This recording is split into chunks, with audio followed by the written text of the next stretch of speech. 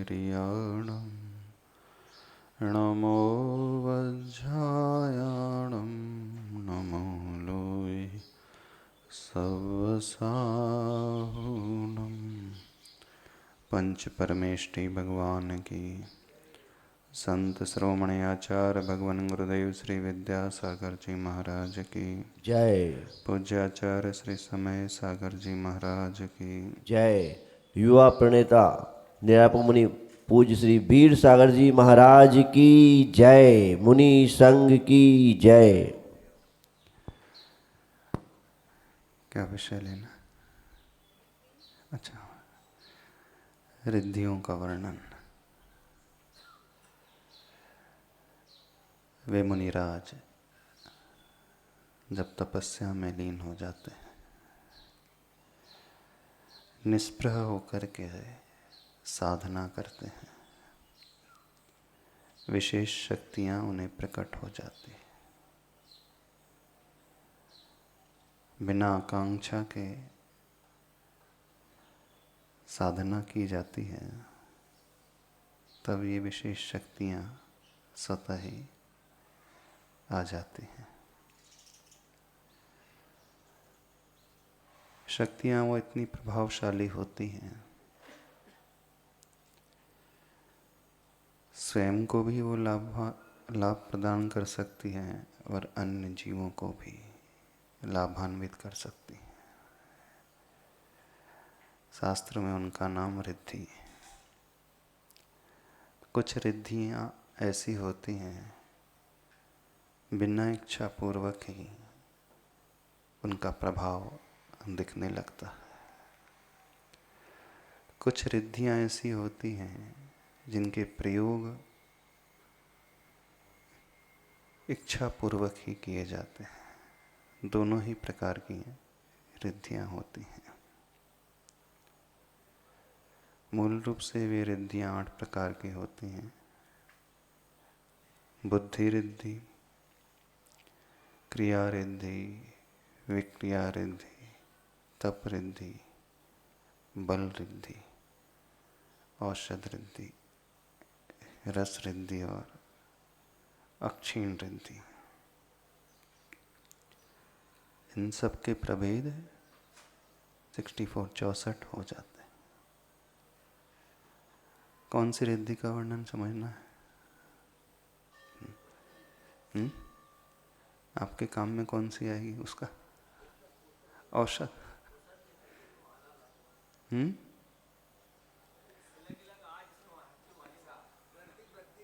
वृद्धि हो जिससे।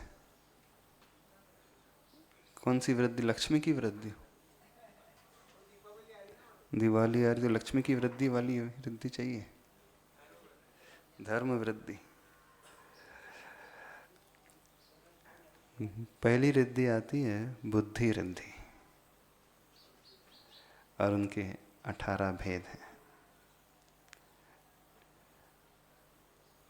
जिससे ज्ञान हमारा प्रकृष्ट हो जाता है, बुद्धि बढ़ जाती है। वो बुद्धि रिद्धि कहलाती है। अवधि ज्ञान, मनःपर्यय ज्ञान, केवल ज्ञान,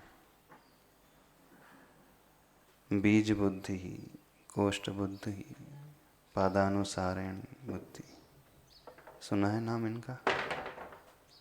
सुना तो होगा ना। अवधि ज्ञान, मनःपर्यय ज्ञान का तो नाम सुनना ही है।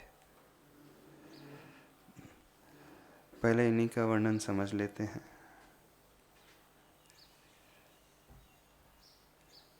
अवधि ज्ञान एक रिद्धि होती है।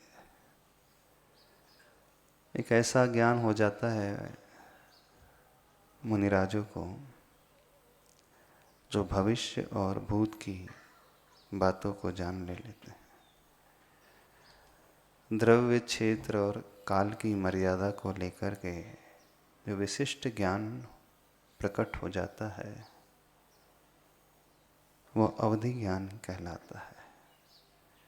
इस अवधि ज्ञान का विषय रूपी पदार्थ होते हैं, रूपिष्व अवधि। वे मुनिराज यह भी जान लेते हैं कि भविष्य में हम कहाँ पैदा होंगे।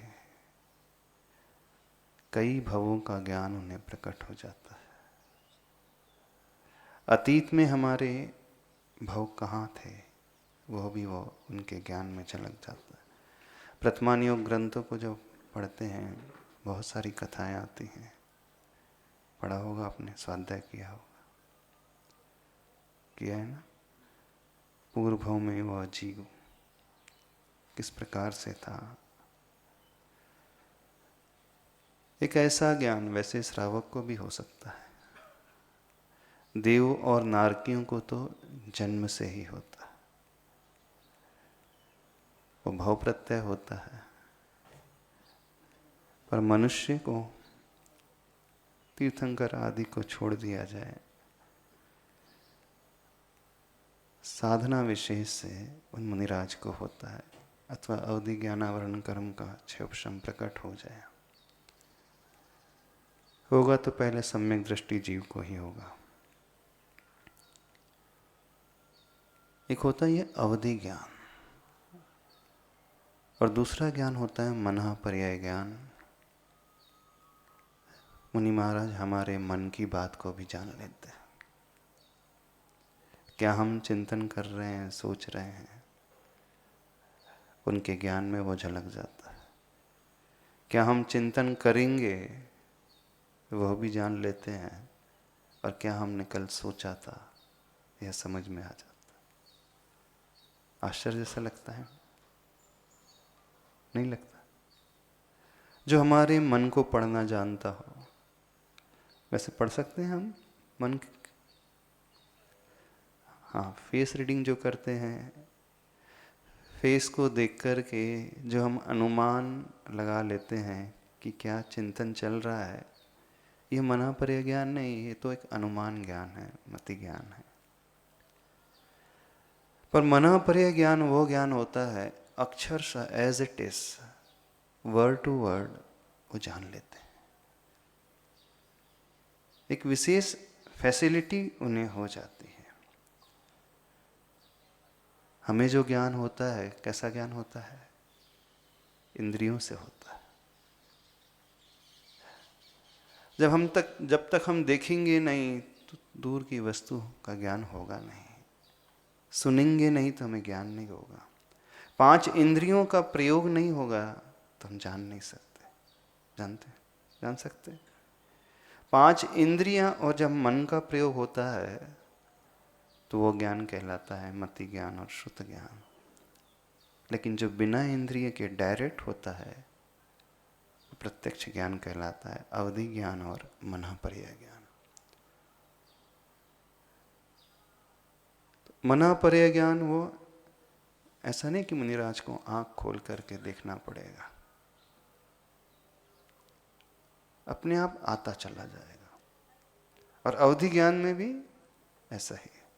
आपने पंचकल्याण देखे होंगे, सौधर्मेंद्र अवधि ज्ञान लगाता है, वो ऐसा ऐसा करता है, वो सब दिखाने के लिए है, कुछ ऐसा करना नहीं पड़ता है। एक स्पेशल क्वालिटी वाला ज्ञान। मनः पर्याय और अवधि ज्ञान में यह अंतर है कि मनः पर्याय ज्ञानी जो मुनिराज होते हैं वो दूसरों के मन की बात को जानते हैं, और अवधि ज्ञान वह होता है भविष्य में क्या घटित होने वाला है, जिसकी उत्सुकता हर एक को रहती है ना। आप किसी ज्योतिष के पास जाते हो, हाथ दिखाते हो, कुंडली दिखाते हो, और हर एक व्यक्ति बड़ा उत्सुक रहता है भविष्य को जानने के लिए, क्या होने वाला हमारे साथ। तो जो ज्योतिष आदि है, कुंडली ज्ञान रखने वाले होते हैं, वो अवधि ज्ञान नहीं है, वो निमित्त ज्ञान है। अवधि ज्ञान में किसी वस्तु की आवश्यकता नहीं, कोई कुंडली की आवश्यकता नहीं, ना आपके हस्तरेखा की आवश्यकता है, ना आपकी फेस रीडिंग की आवश्यकता है, ना कोई शकुन ज्ञान की आवश्यकता, कोई निमित्त की नहीं। किसी का आश्रय वहाँ पर लेना नहीं पड़ता। बस मुनिराज ने सोचा कि इसके भविष्य क्या है, तो एकदम स्पष्ट ऐसा झलकता है जैसे आप किसी टीवी स्क्रीन में देख रहे हो। इतिहास में एक व्यक्ति हुआ है लगभग 400 वर्ष पूर्व, नास्त्रेदमस, नाम सुना है आपने? नास्त्रेदमस की भविष्यवाणी यूरोपियन कंट्री में हुआ एक ऐसा व्यक्ति, उसके पास भी कुछ एक्स्ट्रा ज्ञान था, भविष्य का थोड़ा थोड़ा वो जान लेता था, पर वह अवधि ज्ञान नहीं, मति ज्ञान का एक्सटेंशन ही है। जिसे हम निमित्त ज्ञान कहते हैं, कुछ पर्टिकुलर निमित्त का आश्रय लेकर के वो ऐसा प्रेडिक्ट कर देते हैं कि इस प्रकार का हो सकता है। अवधि ज्ञान में किसी निमित्त की आवश्यकता नहीं, न इंद्रियों की आवश्यकता, ना ही मन की आवश्यकता, सीधे आत्मा से पैदा होने वाला ज्ञान। और मनापर्य ज्ञान भी आत्मा से ही पैदा होता है, जो हमारे मन को पढ़ लेते हैं। मनापर्य ज्ञान और अधिक सूक्ष्म होता है। तीसरा ज्ञान होता है केवल ज्ञान। क्या कहते हैं? इंग्लिश एक देश, अच्छा वो शास्त्रीय भाषा है। हाँ, सीमित दायरे तक होता है, एक लिमिटेड होता है। हाँ, एक देश है, प्रत्यक्ष ज्ञान है इस अपेक्षा से। तीसरा विशेष ज्ञान है केवल ज्ञान। ये तो नाम सबने सुना होगा। अरिहंत परमेष्टि को जो अनंत चतुष्टय प्रकट होते हैं, वो उसमें अनंत ज्ञान, दर्शन, सुख और वीर, तो उसमें जो अनंत ज्ञान आता है वो केवल ज्ञान है। केवल ज्ञान रिद्धि एकमात्र ऐसी रिद्धि होती है जो मुनिराज को नहीं होती है जब तक 13वां गुण स्थान ना हो जाए। ये 64वीं रिद्धि मानी जाती है। ये रिद्धि हो गई अर्थात वो भगवान बन गए। तो केवल ज्ञान की विशिष्टता आप जानते हैं ना?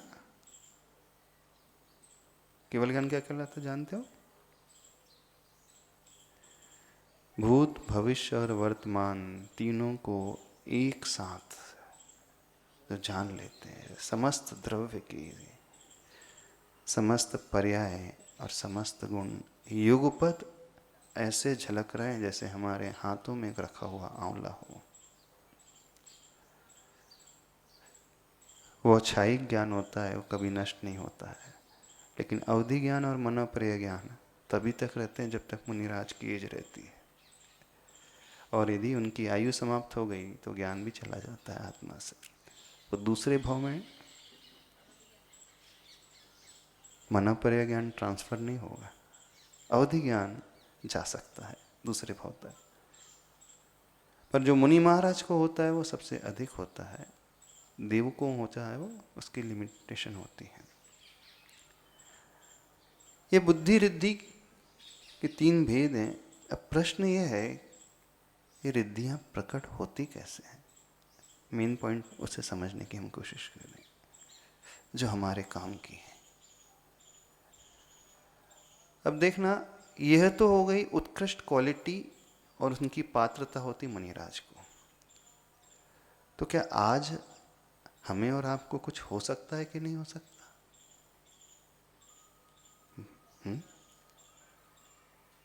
हाँ, उतना नहीं हो सकता है, थोड़ा तो अवश्य हो सकता है। ये जो 18 भेद आएंगे, अभी हम नाम बता देते, पहले उसके नाम पढ़ देते हैं। चौथी रिद्धि होती बीज बुद्धि, फिर कोष्ठ बुद्धि, पदानुसारिणी रिद्धि, संभिन्न श्रोत्रत्व रिद्धि, दूरास्वादित्व रिद्धि, 10 पूर्वित रिद्धि, 14 पूर्वित रिद्धि, अष्टांग महानिमित्त रिद्धि,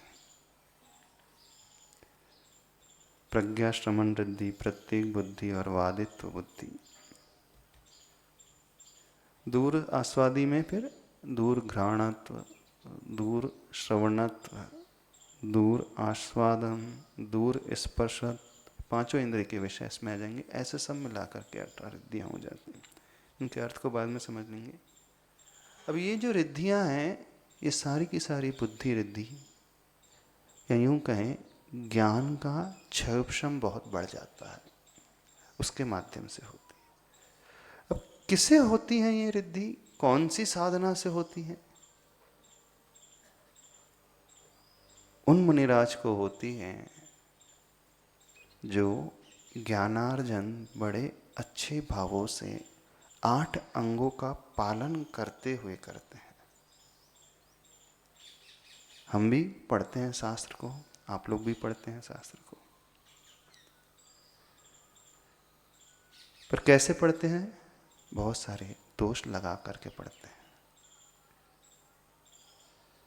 आप लोग किसी ज्ञानी को देख करके ईर्ष्या करने लगते होंगे, कर लेते हैं ना? जो आपसे अधिक ज्ञानी है उसे देख करके भाव प्रशंसा का आता, उनका नहीं आता। दूसरों को देने में, ज्ञान बांटने में हो सकता है आप कोताही भी कर लेते होंगे, छिपा भी लेते हैं। कोई दूसरा ज्ञान प्राप्त कर रहा हो सकता है, आप उसके लिए विघ्न बाधा डाल देते होंगे। और शास्त्र अध्ययन करते समय जो भावों की शुद्धि रखना चाहिए, जो विनय का भाव रखना चाहिए, जो बहुमान रखना चाहिए, कई बार व्यक्ति नहीं रख पाता है।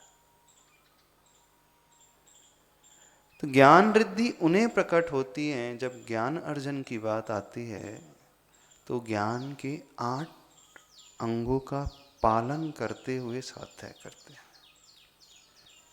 शब्द, अर्थ, उभयाचार, विनय, बहुमान, कालाचार, अनिन्नावाचार और उपधानाचार।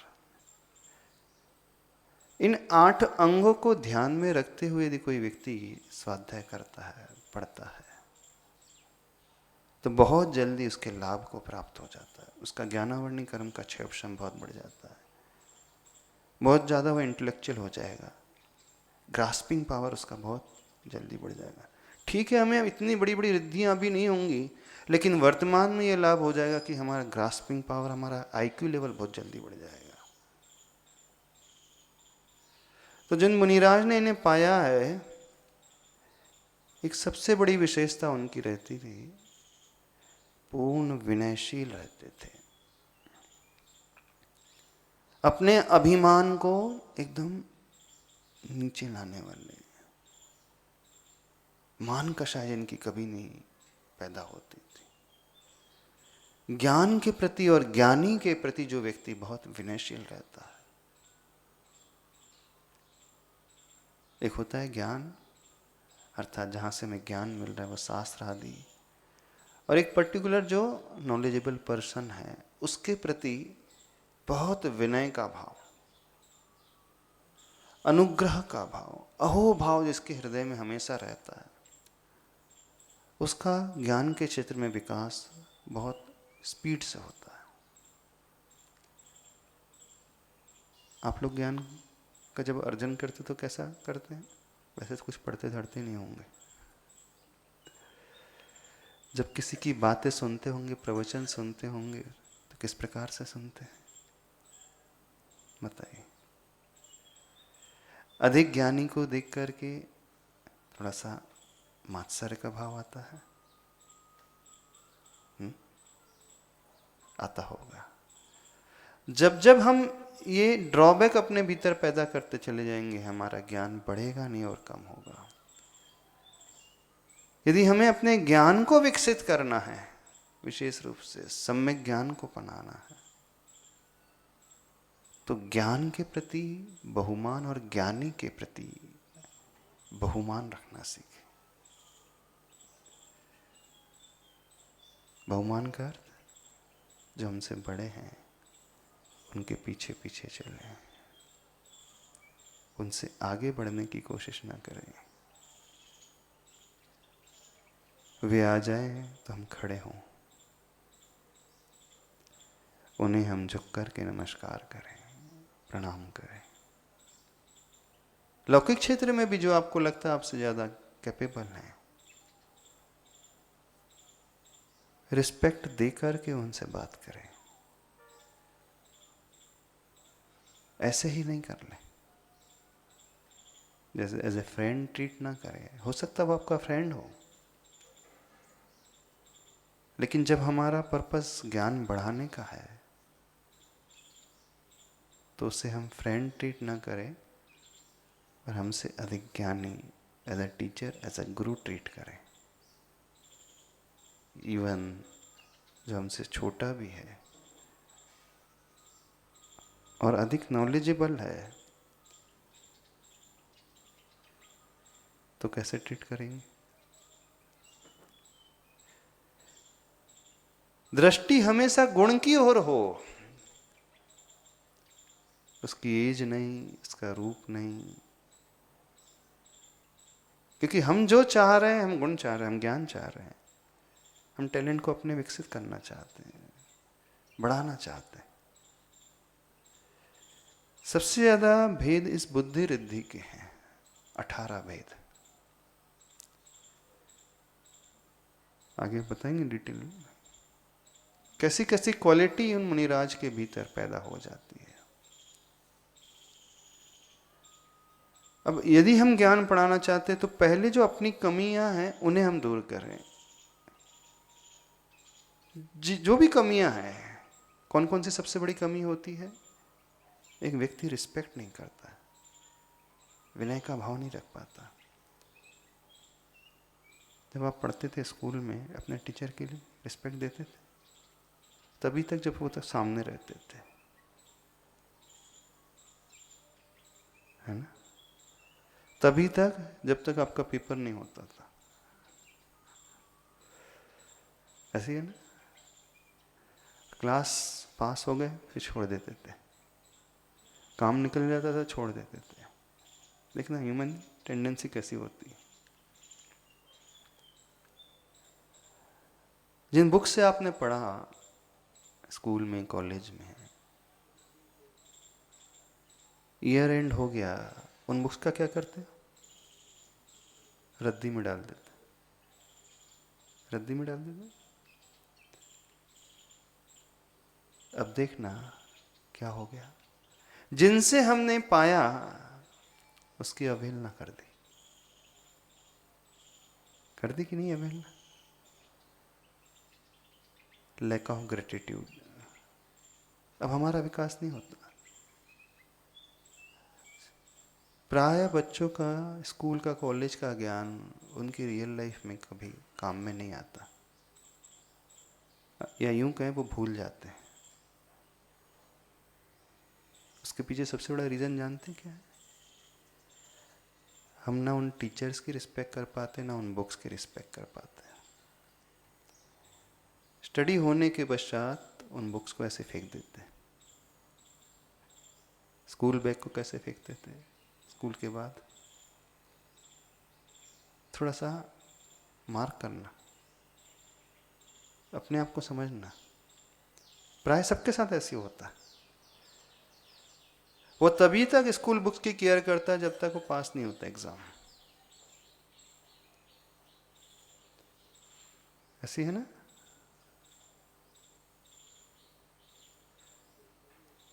इसका क्या अर्थ है? कि हम उस रिस्पेक्ट को नहीं कर रहे हैं, उस अनुग्रह के भाव को हम एक्सेप्ट नहीं कर पाए जिसने हमने दिया, जिसने हमें दिया है, अथवा जिससे हमने पाया है, उसकी हम अभिनय कर रहे हैं, आसाधना कर जाते हैं, अनइंटेंशनली ही कर जाते हैं, इंटेंशनली नहीं करते। बहुत सारे लोग सोचते क्या है, अब काम तो हो गया है, अब नेक्स्ट क्लास में पहुंच गए हैं, अब क्या आवश्यकता, तो व्यक्ति उसे रद्दी में फेंकता है तो ऐसे डाल देता है। क्या उसके प्रति अहोभाव आता है कि नहीं, इससे मैंने कुछ पाया है? भारतीय संस्कृति में जो स्कूल बुक्स भी होती है उसे भी अच्छे से रखा जाता था, विद्या कहा जाता था, कभी जमीन में नहीं रखा जाता था। यदि वो गिर जाए, उस पर पैर टच हो जाए, उसके पैर पड़ते थे ना। ये क्या है बेसिकली? वो अहो भाव, विनय का भाव इसने हमें दिया है, इससे हमने लिया है, और जिससे हमने पाया है उसे हम भूले नहीं, उसे हम माथे पे लगाए, सिर पे लगाए। एक बहुत अच्छा संस्मरण है आचार्य का, पपौरा जी की घटना है।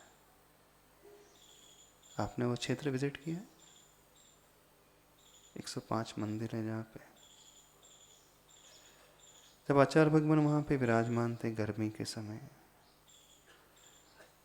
24 जिनालय के चारों तरफ कॉरिडोर था, और एक जगह आचार्य सी उस दैलान में रहते थे।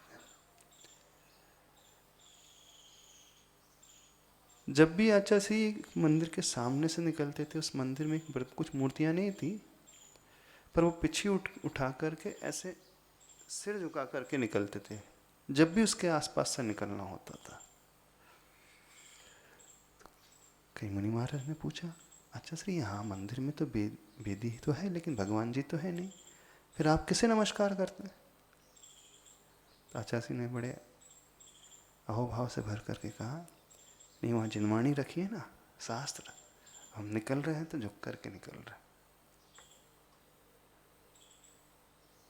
ये कहलाता है कृतज्ञता का भाव। क्यों आचार्य भगवान को दीक्षा के 3 साल बाद ही इतना सारा ज्ञान हो गया, जबकि गुरु ने दिया नहीं था। आचार्य प्रवर ज्ञान सागर जी ने तो उससे ज्यादा दिया ही नहीं। 68 में दीक्षा हुई, 73 में उनकी समाधि हो गई, और लास्ट के 2 ईयर तो समाधि का काल चल रहा था, संलेखना का काल चल रहा था, स्वास्थ्य खराब था। मूल रूप से 3 वर्ष तक ही पढ़ाया होगा आचार्य भगवान को उन्होंने, और इतने कम समय में इतना अधिक ज्ञान कैसे हुआ? तो मेन रीजन उसका था विनय का भाव। समझना। अब आप क्वेश्चन कर सकते हैं, बिना शास्त्र पढ़े कैसे हो जाता है? वो कैपेबिलिटी जो भीतर की होती है वो जागृत हो जाती है, ग्रास्पिंग पावर आ जाता है। जब ग्रास्पिंग पावर डेवलप हो जाता है, हम एक सूत्र भी पढ़े तो डीपली उसके अर्थ तक हम पहुंच सकते हैं बड़ी आसानी से। जैसे कोडिंग लैंग्वेज होती है ना, कंप्यूटर में कोडिंग की जाती है, तो कोड में क्या रहता है? कुछ नजर तो आता नहीं है कोड में, लेकिन जैसे ओपन किया जाता था उसका डिटेलिंग अपने आप खुलने लगती है। तो व्यक्ति जब विनय के भाव से कुछ ज्ञान को प्राप्त करने की कोशिश करता है, अहोभाव से भर करके जिससे उसने पाया है, तो क्षमता का विकास हो जाता है, उसकी कैपेबिलिटी बढ़ जाती है बहुत ज्यादा। अब इसमें ऐसी भी रिद्धियां आएंगी, ज्ञान रिद्धियां, उसमें वर्णन आया कि बिना शास्त्र पढ़े ही सब ज्ञान प्रकट हो जाएगा, हो जाता है प्रज्ञा श्रवण रिद्धि। हमें ज्ञान को पाने के लिए कोई आवश्यकता नहीं कि शास्त्र बहुत सारे पढ़े तो भी ज्ञान हो जाए। तो मूल रूप से जो मुनि महाराज अथवा जो व्यक्ति इस प्रकार से ज्ञान और ज्ञानी की विनय करता है, दोनों पर्सन एंड पर्सनालिटी, गुण और गुणी, समझना। तो जो गुणी हैं वो नजर आ रहे हैं, उनकी रिस्पेक्ट करें, और उनके भीतर जब दृष्टि हमारे ज्ञान गुण की ओर जाएगी तो उसकी रिस्पेक्ट करें। जो ज्ञान हमें जहां से मिल रहा है उस शास्त्र की, उस बुक की रिस्पेक्ट करें, अथवा जो व्यक्ति हमें दे रहा, हो सकता है वो हमसे छोटा हो, उसकी रिस्पेक्ट, उसके प्रति विनय का भाव। जैसे जब रामचंद्र जी ने लक्ष्मण को भेजा था रावण के पास, अंतिम समय में जाओ इससे शिक्षा लेकर के आ जाओ, तो रावण ने पहले लक्ष्मण को भगा दिया, देखा ही नहीं उसकी। क्यों? अभिमान से भर करके गया था लक्ष्मण, शत्रु की दृष्टि को रख करके गया था लक्ष्मण। तो रामचंद्र जी से आकर कहता, देखा मैंने तो पहले ही कहा था, आप भेज रहे हैं जबरदस्ती उसके ऊपर, अभी भी उसका गर्व चूर नहीं हुआ, अभी भी मरनासन्न है। तो राम जी ने कहा, ये तो बताओ तुम खड़े कहाँ थे, विनय के भाव से खड़े थे कि नहीं? तो मैं सिर के पास खड़ा था। सिर के पास खड़े होकर के कहीं विद्या नहीं मिलती है। किसी के सिर पे चढ़ कर के फोर्सफुली ज्ञान की प्राप्ति नहीं होती है। ज्ञान की प्राप्ति के लिए चरणों की ओर दृष्टि रखी जाती है। चरण का अर्थ रिस्पेक्ट का भाव, विनय का भाव। तो जिन मुनिराज को चाहे अवधि ज्ञान हो, चाहे मरना पर यह ज्ञान प्राप्त हुआ हो, अथवा केवल ज्ञान प्राप्त हुआ हो, एक विशेष साधना विनय की। इसलिए शास्त्रों में कहा है, मूलाचार ग्रंथ में कहा है, विनयो मोक्ष द्वारम, विनय को मोक्ष का द्वार कहा है।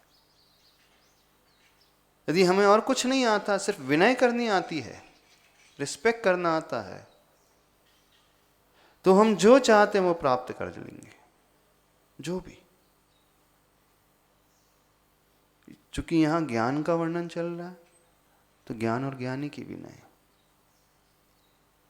अब आप अपने लौकिक क्षेत्र में जो प्राप्त करना चाहते हो, पर्टिकुलर व्यक्ति की विनय, जिसके पास वो क्वालिटी है। आप पैसा चाहते हो तो जो आपसे अधिक अमीर है उसकी रिस्पेक्ट करना सीख लो, उससे ईर्ष्या नहीं करो, जलो कुड़ो नहीं। प्राय क्या होता है, हर गरीब दूसरे अमीर से जलन करता, ईर्ष्या करता है। हर बिजनेसमैन अपने कॉम्पिटिटर से मात्सर्य का भाव रखता, रखते कि नहीं? हर साधर्मी, हर तो नहीं कहें, फिर भी मैक्सिमम, दूसरे साधर्मी को देख करके कौन सा भाव? विनय का भाव। देख लो, विद्वान स्वानवत गुर्रायत। हाँ, एक विद्वान दूसरे विद्वान को देख करके, जो बाहर से विद्वान है, अंदर का नहीं, भीतर की विद्वान की बात नहीं कर रहा है, वो स्वान की भांति गुर्रायत है।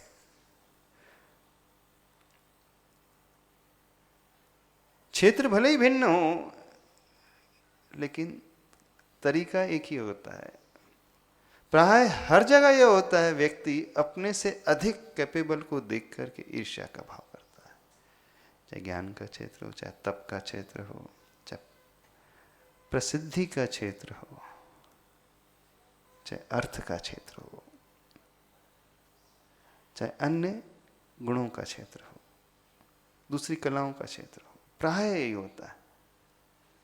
और उसका इफेक्ट क्या होता है? गरीब और गरीब बनता चला जाता है, अमीर और अमीर होता चला जाता है। तो यदि हम वह गुण चाहते हैं, आप यदि अमीरी चाहते हो, चूंकि आपने पूछा ही था ना पहले, हमारे जी वो रिद्धि बताओ जिससे लक्ष्मी की प्राप्ति। यदि आप लक्ष्मी चाहते हो तो लक्ष्मीवान को देख करके प्रशंसा करना सीखें, न कि जलना सीखें। क्यों नहीं एक्सेप्ट करते हुए उसकी क्वालिटी को? क्यों नहीं एक्सेप्ट करते कि उसके पास गुण है, पुण्य है? क्योंकि जैसे ही हम विनय करते हैं, झुकते हैं, हम ग्रहणशील हो जाते हैं। सामने वाला बहुत कुछ बता देगा आपको, ट्रिक्स बता देगा, और जैसे ही हम अहम से भरते हैं, अकड़ते हैं, अथवा डिसरिस्पेक्ट करते हैं, अपना तो नुकसान करते हैं, वो भी हमसे विमुख हो जाता। ये नियम है। विनय के अभाव में हम स्वयं अपने चारों ओर एक ब्लॉकेज क्रिएट कर लेते हैं, अहम का ब्लॉकेज। और जब अहम का ब्लॉकेज आ जाता है तो हमें सामने वो देखने नहीं देता। उस समय हम कभी भी क्रिएटिव नहीं रह पाते। देखना, साइकोलॉजी के हिसाब से बता रहे हैं, जब व्यक्ति का अहंकार बढ़ता है, विनय के अभाव में अहंकार, या यूं कहें अहंकार के कारण ही विनय नहीं करता वो, है ना। हम क्यों नहीं सामने वाले को एक्सेप्ट कर पाते? क्योंकि हमारा मन कहता है कि मैं भी तो कुछ हूं, ऐसा नहीं कि मैं कुछ नहीं हूं, ठीक है वो बड़ा है लेकिन मैं भी तो कुछ हूं।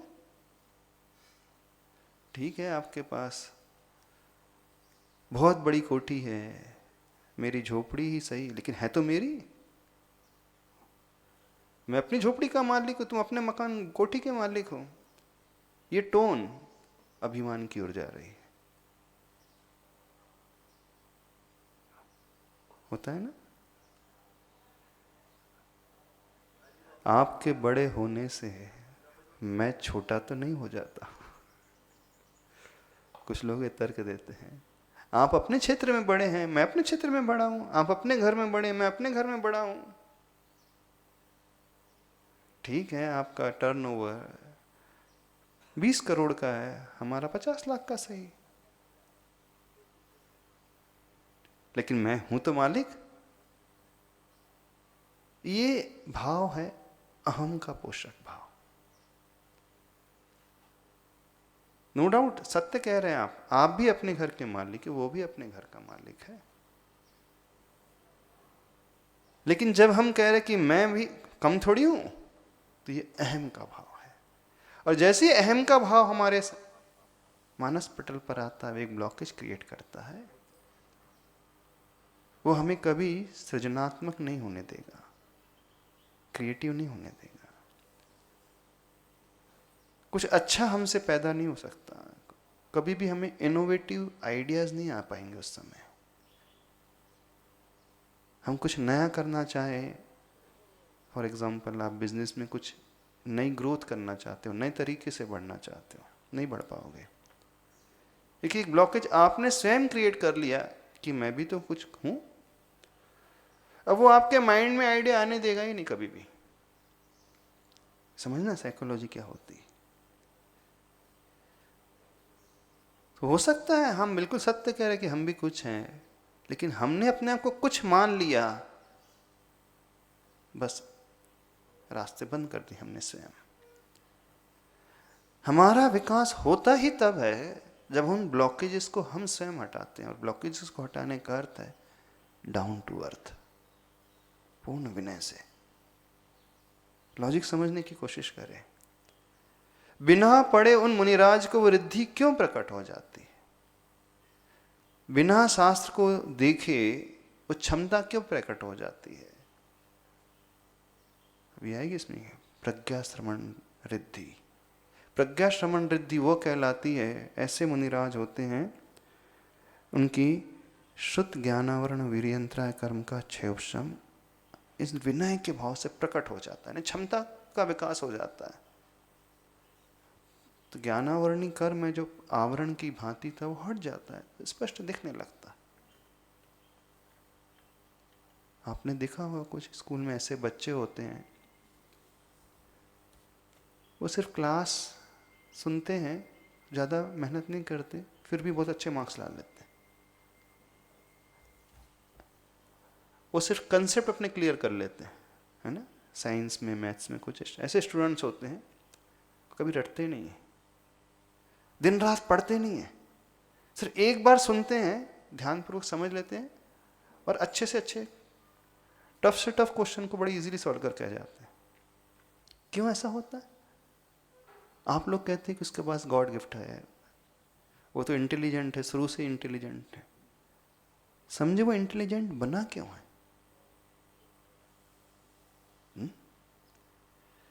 उसने अपने सामने ब्लॉकेज को आने नहीं दिया। तो सबसे बड़ा ड्रॉबैक है ज्ञान के क्षेत्र में विनय का अभाव। इवन हर साधना के क्षेत्र में ज्ञान है, तप है, और अन्य जितनी भी कलाएं हैं, इवन आपके आर्थिक क्षेत्र में भी, जिस दिन आप विनय से भर जाओगे, अपने से अधिक सक्सेसफुल जो बिजनेसमैन को आप किस दृष्टि से देखोगे, वो कैसे कार्य कर रहा है, उस कला को सीखने की कोशिश करोगे। ध्यान से समझना। और जिस दिन आप अहम से भर जाते हो, आप उसकी अच्छाई को नहीं देखोगे, आप यही सिद्ध करने की कोशिश करो कि नहीं, मेरे भीतर भी अच्छाई है। होता है ना ऐसा? आप देखना, अपने कॉम्पिटिटर को आप किस दृष्टि से देखते हो? क्या उसकी गुण को सीखने की दृष्टि से देखते हो कि उल्टी दृष्टि से? कौन सी दृष्टि से देखते हो? सोचो। आपकी फील्ड में जो आपका कॉम्पिटिटर है, हमेशा आपसे आगे ही रहता है, एक ही फील्ड है, एक ही बिजनेस में है आप, उसे देख करके कौन सा विचार आपको आता है? उससे कुछ सीखने का विचार आता है कि नहीं, मैं भी तो अच्छे से करता हूं? प्राय देखना, व्यक्ति सीखने का विचार नहीं पैदा करता है, मैं कम थोड़ी हूं। अपने भीतर घटा करके देखो, हम जिन परिस्थितियों में रह रहे हो, आप सोचते हो कि मुझे आगे बढ़ना, लेकिन नहीं बढ़ पा रहे हो, बस वही ड्रॉबैक निकल करके आएगा। बात समझ में आ रही? नहीं, अपन वर्णन कर रहे थे इन रिद्धियों का। नहीं, ईर्ष्या है तो हमको गुण नजर आएगा ही नहीं। हम ये जस्टिफाई करने की कोशिश करेंगे, हमें मालूम कैसे वो बढ़ रहा है, कहाँ 3-5 करता है, कहाँ गोटी भिटाता है। अब ये कहोगे कहाँ से लेकर के आता है, क्या मिलावट करता है, पता है सब। आप अपने आप को अच्छा जस्टिफाई करने की कोशिश करोगे। जैसे धर्म के क्षेत्र में कोई व्यक्ति बहुत बड़ी बड़ी बोली लेता है, दान देता है, तो आप क्या कहते हैं?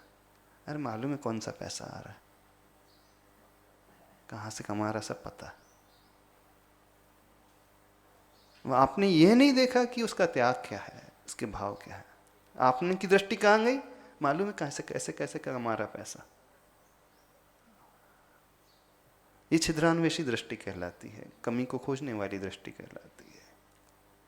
हमारे भीतर ये एक्सेप्टेंस नहीं आ पा रहा है कि वो अधिक त्यागी है,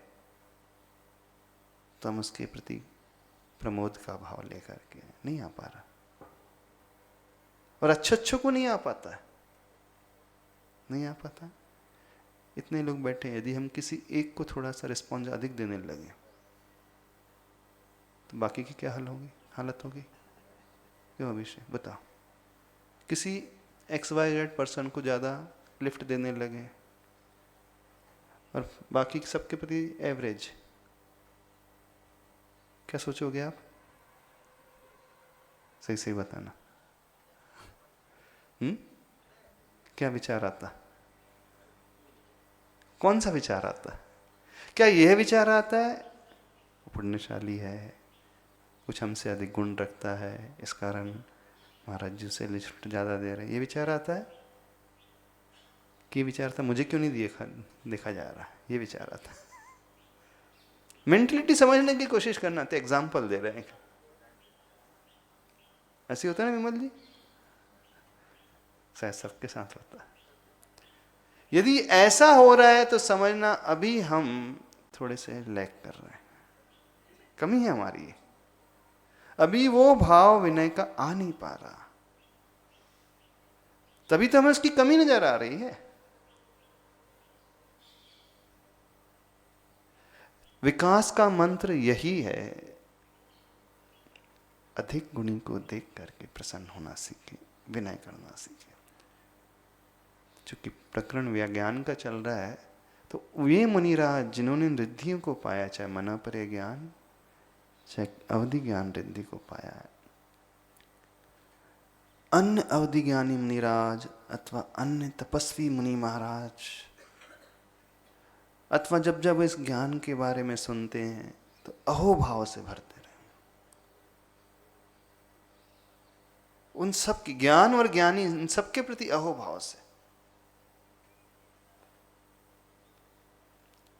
और जब ज्ञान के अर्जन की बात आई तो 8 अंगों के पालन करते हुए ज्ञान के,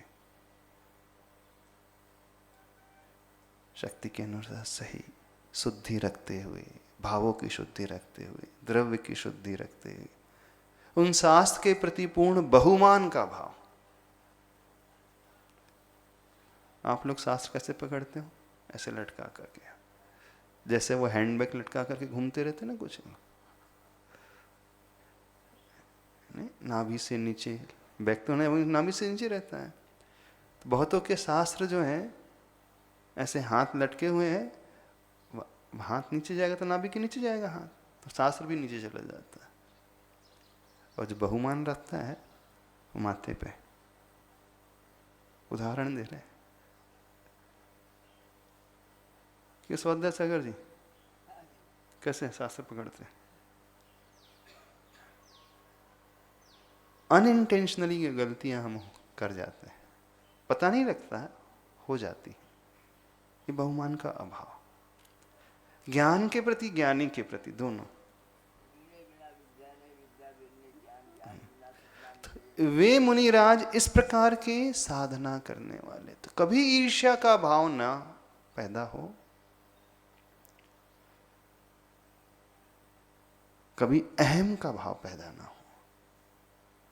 और जब जब हमें थोड़ा भी अहम आने लगे तो तुरंत उन तीर्थंकरों के केवल ज्ञान को देखना जिनका क्षायिक ज्ञान है, उसकी तुलना में अपना तो धूल बराबर भी नहीं है। और अपना ज्ञान कैसा है? आगे पाठ पीछे सपाट। जब तक पढ़ते रहेंगे तब तक याद रहेगा, 4-6 दिन ना पढ़े तो सब भूल जाएंगे। बिल्कुल ऐसे ही ज्ञान है, इससे अधिक ज्ञान ही नहीं है। किस ज्ञान का हमें अहम हो रहा है?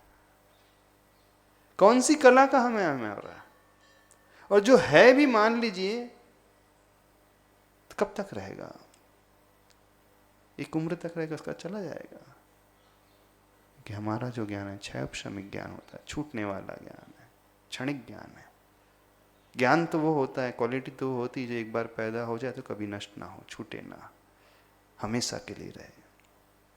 तो केवल ज्ञान जो होता है एक बार पैदा हो जाता है फॉरएवर, अब हमेशा रहेगा, वो कभी समाप्त नहीं होगा। बाकी मना परे ज्ञान भी छूटने वाला है, मुनि अवस्था तक ही रहेगा, उनके बाद छूट जाएगा। मना परे ज्ञान के भी 2 भेद है, ऋजुमति और विपुलमति। ऋजुमति थोड़ा सा, विपुलमति थोड़ा और उसमें एक्स्ट्रा क्वालिटी को लिए हुए। अवधि ज्ञान भी ऐसी है, घटता भी है, बढ़ता भी है, अवस्थित भी रहता है, एज इट इज भी रहता है। अपना सबका ज्ञान जो है बढ़ने वाला कम, घटने वाला ज्यादा है, ही मन ज्यादा है ना। 10 साल पहले आपको ज्यादा याद था, बहुत सारे श्लोक याद होंगे, भक्तियां याद होंगी, स्तुति याद होंगी। अब कुछ कुछ भूल भी गए, भूलने लगे ना। बाल्यावस्था में, बचपन में बहुत कुछ याद कर लिया था, वो स्तोत्र, भक्तामर स्तोत्र, एक ही भाव स्तोत्र, और 6 डाला, और न जाने कितने। जैसे जैसे उम्र बढ़ती गई विस्मृति ज्यादा होने लगी, विस्मरणशील होने लगा ना व्यक्ति। प्राय सबका ज्ञान जो ही मान है नहीं, डाउनफॉल वाला, धीरे धीरे धीरे धीरे उसका ग्राफ जो है नीचे की ओर आता है। तो ज्ञान तो क्वालिटी तो वो एक बार जब पैदा हो जाए तो एज इट इज बने रहे, कभी समाप्त ही ना हो, बल्कि जब तक 100% नहीं तो धीरे धीरे बढ़ती रहे। बात तो ये है। तो ये रिद्धि कैसे प्रकट हुई उन मुनिराज को? इस साधना के बल पर। चौथी रिद्धि आती है बीज बुद्धि। जैसे उपजाऊ भूमि में एक भी बीज अनेक बीजों का उत्पादक होता है, उसी तरह एक बीज पद से अनेक पदार्थों का ज्ञान करना बीज बुद्धि है। एग्जाम्पल जैसे तत्वार सूत्र का, एक अक्षर पढ़ा और पूरा तत्वार सूत्र याद आ गया। ओम बीज को रखा, पूरा द्वादश अंग आ गया। एक श्लोक का सिर्फ पहला शब्द पढ़ा, पूरा श्लोक याद आ गया। भक्तामर का बीच का कोई श्लोक का एक चरण पढ़ा और पूरा भक्तामर स्मरण में आ गया।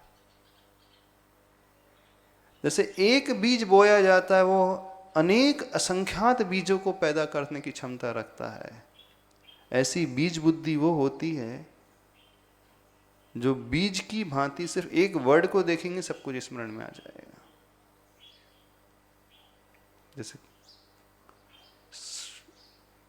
शॉर्ट हैंड होती है ना, कोट लिख, वो एक सिर्फ पूरा डिटेल में नहीं लिखता, एक पॉइंटर्स जैसे हम समझ सकते, एक पॉइंट लिख लिया तो पूरा अपने आप डिटेलिंग होते चले जाए। तो बीज बुद्धि वो होती है, थोड़ा सा एक बीज देख लिया, बस ओम देख लिया, ह्रीम देख लिया, अब पूरा खुलता चला जाएगा विषय। जैसे कंप्यूटर में फ्लॉपी होती, एक फाइल है, हमने सिर्फ फाइल को देखा, उसका इंडेक्स में नाम ये है, उसमें क्लिक किया तो पूरी डिटेलिंग आ जाती ना। बीज का अर्थ समझ लें, बुक में जैसे इंडेक्स होती है, चैप्टर वाइज उसके टॉपिक्स लिखे रहते हैं, बस चैप्टर का नाम आते ही पूरा chapter as it is, word to word, line to line खुलती चली जाए बुक। वो कहलाती है बीज बुद्धि रिद्धि। ऐसा ज्ञान, उसे बहुत कुछ याद करने की आवश्यकता नहीं, एक पॉइंट सुन लिया बस पर्याप्त, सफिशिएंट, ऐसी रिद्धि होती है। ठीक है, आज समय हो गया, इतने ही रखें। क्या समझ में आया क्या करना है? ठीक है, वे मुनि महाराज को तो इतनी रिद्धि हो गई, इतनी ज्यादा, पर ऐसा भाव यदि हम विनय वाला ला लें तो वर्तमान में जिस क्षेत्र में हम रह रहे हैं वहां पर भी विकास बहुत कुछ हो सकता है। ये हमें सीखना है। बोले अनंत आनंद सिद्ध परमेश्वरी भगवान की।